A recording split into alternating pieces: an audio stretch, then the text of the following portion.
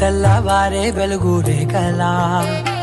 పచ్చ పచ్చ పచ్చి మట్టి బొమ్మలా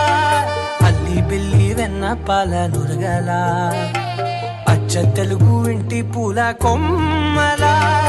దేవదేవుడే పంపగా ఇలా దేవతే మా ఇంట అడుగే పెట్టెనంట బ్రహ్మ కళ్ళలో కాంతులే